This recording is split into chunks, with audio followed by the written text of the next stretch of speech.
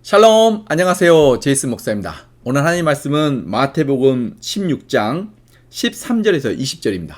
제가 읽어드리겠습니다.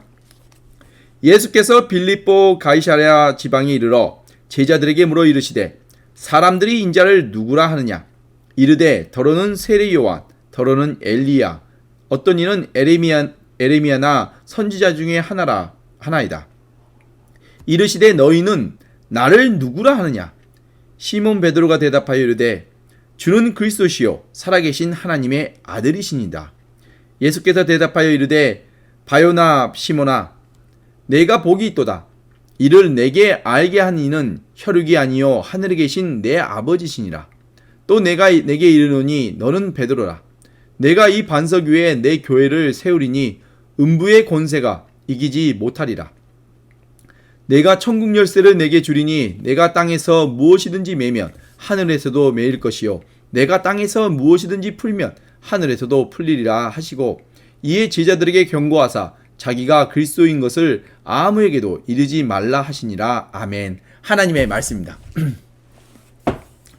복음서를 읽다 보면 지금도 참 인간이 악하다는 생각이 자주 듭니다. 그리고 더 놀라운 사실은 이런 악한 모습이 바로 내 모습이라는 사실입니다. 이런 모습을 볼 때마다 하나님께 너무나 죄송하고 또 이런 악한 죄인을 구원해 주신 하나님께 너무나 감사할 뿐입니다. 요한복음 5장에서 38년 된 병자를 고쳐주었을 때 유대인들은 안식일날 그의 병을 고쳐줬다라는 그 이유로 예수님을 죽이고자 했습니다. 38년 동안이나 알아 누워있던 병자를 치유해 주신 그 선한 일을 보고 어찌 예수님을 죽이려고 했을까요? 이유는 너무나 황당하게도 안식일날 치유했다라는 것이 문제가 되었습니다. 그뿐만 아니라 요한복음 9장에서 예수님께서 태어나면서부터 장님이 된 사람의 눈을 뜨게 하시는 놀라운 기적을 보여주셨습니다.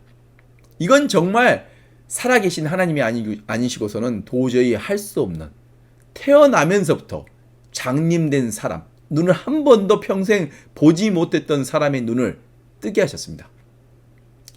예수님께서 이 놀라운 기적을 행하신 가장 중요한 근본적인 이유는 바로 사람들로 하여금 믿게 하게 하시기 위함이었습니다. 그런데 흥미롭게도 한 무리는 이를 보고 예수님을 믿었고 다른 한 무리는 안식일날 그의 눈을 고쳤다고 하여 예수님을 죄인이라 부르며 예수님을 잡아 죽이려고 했습니다. 태어나면서부터 맹인된 사람의 눈을 뜨게 하시는 너무나 놀랍고도 그 선한 행위를 보고도 악한 마음을 품는 사람들이 있었습니다. 정말 사람의 마음은 참으로 악합니다. 이런 악함은 시기 질투와 편견과 선입견 때문이었습니다. 그뿐만 아니라 요한복음 11장에서 예수님께서 나사로를 죽은 자 가운데서 다시 살리셨을 때 이를 본 많은 유대인들이 예수님을 믿었다고 기록하고 있습니다. 죽어버린 사람을 되살리시는 너무나 놀랍고 너무나 선한 일을 보고도 달리 반응하는 무리가 있었습니다. 그들은 바로 대제사장들과 바리새인들이었습니다. 그들은 이 놀라운 기적을 듣고 오히려 예수님을 잡아 죽이려고 의논하였습니다. 하나님을 믿고 하나님께 제사 드린다라는 대제사장들과 하나님의 말씀에 누구보다 정통했다고 누구보다 잘 알고 있다고 하는 그 바리새인들은 하나님만이 하실 수 있는 그 기적을 목격하고도 오히려 이를 행하신 예수님을 잡아 죽이고자 했습니다. 더 놀라운 것은 예수님뿐만 아니라 죽었다가 4일 만에 다시 살아난 나사로도 기적적으로 살아난 그 나사로를 잡아 죽이고자 했습니다. 왜냐하면 나사로가 죽은 자 가운데서 다시 살아났기 때문에 이로 말미암아 많은 사람들이 예수님을 믿었기 때문입니다. 어떻게 하나님을 믿는다고 하면서도 이렇게 악할 수가 있을까요? 오늘 하나님 말씀을 통해 이 답을 함께 찾아보도록 하겠습니다. 오늘 특별히 여러분들과 함께 은혜를 나누고자 하는 말씀은 15절에 예수님께서 이르시되 너희는 나를 누구라 하느냐 라는 말씀입니다. 이 질문이 우리에게 너무나 중요한 이유는 이 질문의 답변에 따라 모든 것은 달라지기 때문입니다. 여러분은 예수님을 누구라고 생각하십니까? 예수님 당시 많은 사람들이 예수님의 천국 선포의 말씀을 듣고 놀라운 기적들을 많이 경험하였습니다. 그럼에도 불구하고 사람들마다 각각 예수님을 바라보는 시각이 달랐습니다. 그리스도를 정확하게 이해하지 못했던 일반 군중들은 예수님을 구약의 선지자로 인식하며 일부는 세례 요한이라 하고 또 일부는 엘리야, 또 다른 사람들은 에레미야 같은 선지자 중에 하나라고 말했습니다. 그런데 흥미롭게도 하나님의 말씀에 정통했다고 하는 대제사장들과 바리새인들은 오히려 예수님을 귀신 들린 자라 하며 귀신의 왕 바알세불을 힘입어 귀신을 쫓아낸다고 하였습니다. 이처럼 예수님을 정확하게 아는 사람들이 없었습니다. 그때 예수님과 함께 생활했던 제자들에게 물었습니다.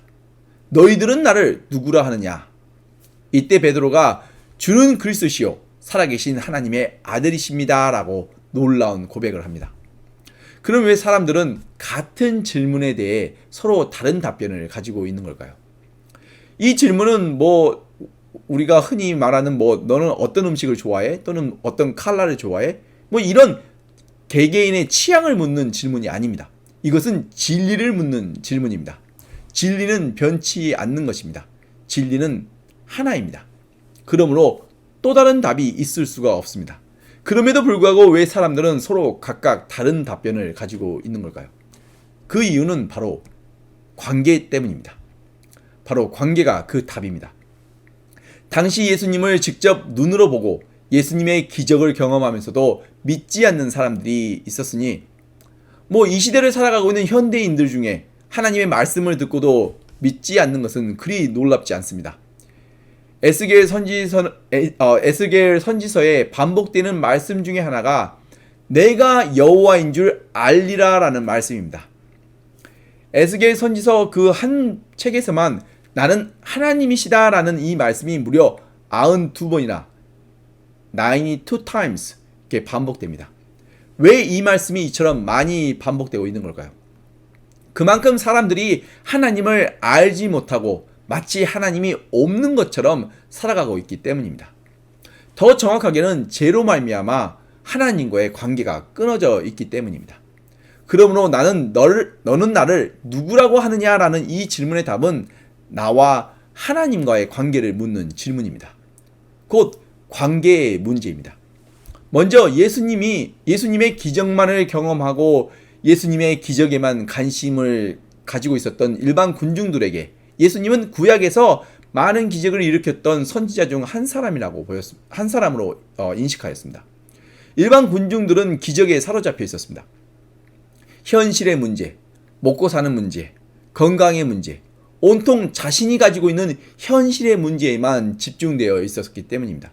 그러다 보니 자신들의 병을 치유해 주시고 오병이어로 먹을 것도 넉넉히 채워주시는 예수님이 그저 좋아 보였습니다. 그러나 예수님께서 왜 이 땅에 오셔야만 했는지 그 이유는 알지 못했습니다.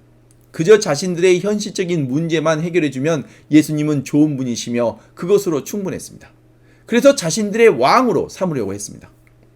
평생 병과 또 먹을 것으로 고민하지 않아도 되기 때문이었습니다. 이처럼 많은 사람들은 예수님을 자신의 문제를 해결해주는 해결사의 관계를 가지고 있습니다. 그래서 자신이 도움이 필요할 때만 예수님을 찾습니다. 그리고 모든 관심은 오직 이 땅에서의 부귀영화에 있습니다. 이건 결코 올바른 관계가 아닙니다. 예수님께서 우리가 이 땅에서 잘 먹고 잘 살게 하기 위해서라면 결코 이 땅에 오실 이유가 전혀 없으셨습니다. 우리의 죄 문제를 해결하시고 우리에게 영원한 생명과 천국 소망을 주시기 위해 오셨습니다. 요한복음 18장 36절에 예수님께서 빌라도에게 말씀하시기를 내 나라는 이 세상에 속한 것이 아니니라. 만일 내 나라가 이 세상에 속한 것이었다면 내 종들이 싸워 나로 유대인들에게 넘겨지지 않게 하였으니라. 이제 내 나라는 여기에 속한 것이 아니니라 라고 말씀하셨습니다. 그러므로 이 땅에서의 문제들만 집중하고 살아가는 많은 사람들에게 예수님은 그저 문제의 해결사가 되었을 뿐입니다. 누가복음 17장에 나오는 10명의 나병 환자의 이야기에서도 10명 모두가 고침을 받았지만 9은 즉시 자신들이 원하는 곳으로 되돌아갔습니다. 그중 이방인 한 명만 예수님께 돌아와 감사와 영광을 돌렸습니다. 고침받은 9은 그저 현실의 문제에만 집중하고 그 문제가 해결되자 즉시 예수님을 떠났습니다. 이것이 현실의 문제에만 집중하며 예수님을 해결사로 바라보는 관계입니다. 두 번째로 하나님을 안다고 말하는 종교 지도자들은 성경 지식이 없었던 일반 군중들만도 못했습니다. 대제사장들과 바리새인들은 그리스도로 오신 예수님을 환영하지는 못할 망정 오히려 예수님을 박해하고 예수님의 사역을 방해하며 예수님을 잡아 죽이고자 했습니다. 그들이 이처럼 예수님을 박해했던 이유는 따로 있었습니다. 그 이유는 예수님은 자기들이 생각하고 기대해온 그리스도가 아니었기 때문입니다. 그들이 생각해온 그리스도는 율법을 잘 지켜온 그들을 칭찬하며 그들을 높여주고 강한 힘과 무력으로 로마 제국을 무너뜨리고 더 강한 율법으로 유다와 온 세상을 자신들과 함께 다스리는 정치적, 종교적, 군사적으로 막강한 강한 왕을 기대하였습니다. 그런데 그들의 기대에 비해 예수님은 가난한 자와 병든 자와 죄인들을 불쌍히 여기시고 언제나 그들과 함께 다니시며 그들의 필요를 채우시고 그들에게 하나님의 나라를 선포하셨습니다. 로마와 정치와 또는 전쟁과 세계 정복에는 아무런 관심이 없어 보이셨습니다. 자신들의 기대와 전혀 다른 모습의 예수님이 놀라운 기적을 일으키시고 많은 사람들이 그를 믿고 따르려고 하니 그들이 그를 막아야만 했습니다. 예수님이 자신의 편이 되어주지 않는다면 결국 자신들의 적이 되어야 했기 때문입니다. 적은 수단과 방법을 가리지 않고 제거해야만 자신들의 입장과 그 권리를 정당화하고 유지할 수 있었기 때문입니다. 자신들의 체면과 자존심이 더욱 중요했습니다. 진리와 진실은 그 다음이었습니다. 그들의 가장 큰 무기는 율법이었고 안식일을 어기는 예수님을 공격할 수 있는 좋은 구실이 되었습니다. 이런 악함을 아시는 예수님께서 마가복음 3장 4절에서 안식일에 선을 행하는 것과 악을 행하는 것, 생명을 구하는 것과 죽이는 것, 어느 것이 옳으냐라고 물으셨습니다.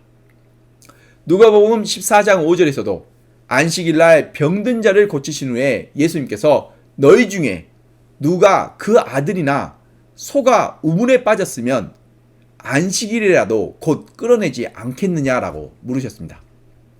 너무나 당연한 말씀입니다. 자기 자식이 지금 물에 빠져 죽어가는데 안식일이라고 내버려 두는 부모가 있을까요? 생명을 구하는데 안식일이 있을까요? 이는 안식일을 정확하게 이해하지 못하는 데 있어 비롯된 인간의 실수이며 또 이를 왜곡시킨 인간의 잘못 비뚤어진 마음입니다. 하나님은 생명을 주시고 생명을 보존하시는 하나님이십니다. 안식일 또한 인간에게 쉼을 주시기 위해 하나님께서 주신 하나님의 선하신 뜻입니다. 그러나 하나님의 말씀을 문자 그대로만 지키려고 예를 쓰는 사람들에게는 그 사람들의 마음이 비틀어져 있었기 때문에 예수님은 율법을 어긴 죄인으로 보였습니다. 그들의 마음에는 병자가 치유된 기쁨은 전혀 온데간데 없고 오직 예수님께서 자신들의 전통을 지키지 않는다라는 그 분노만 있을 뿐이었습니다.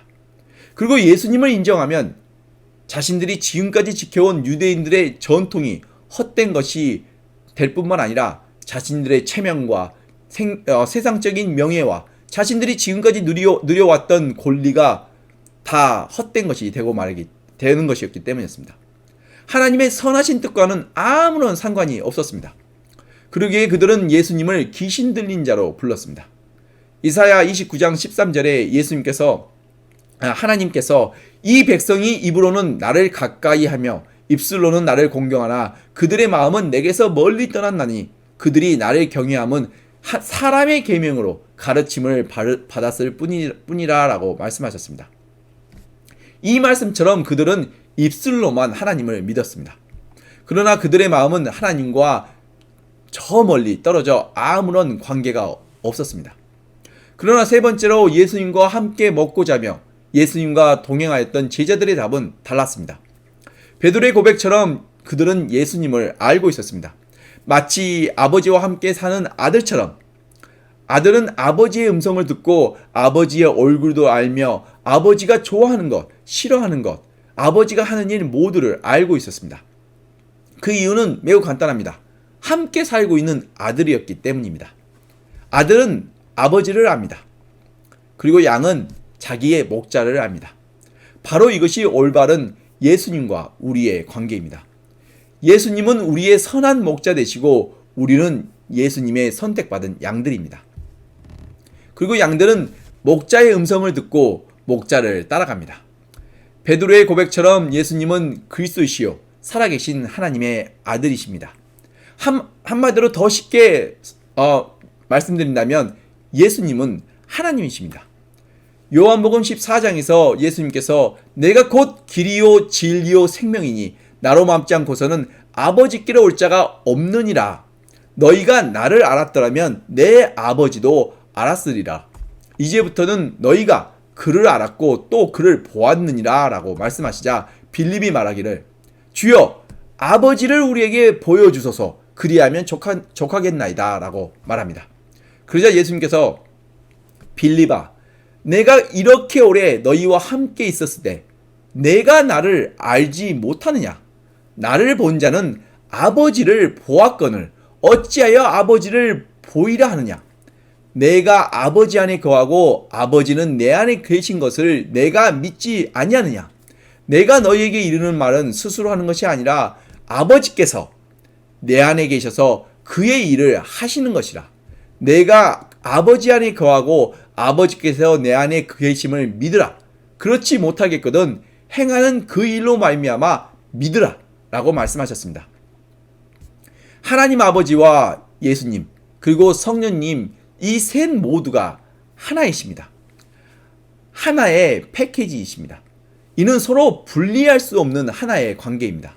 이처럼 우리도 우리 안에 하나님이 우리 안에 있어 서로 뗄 수 없는 하나의 관계입니다.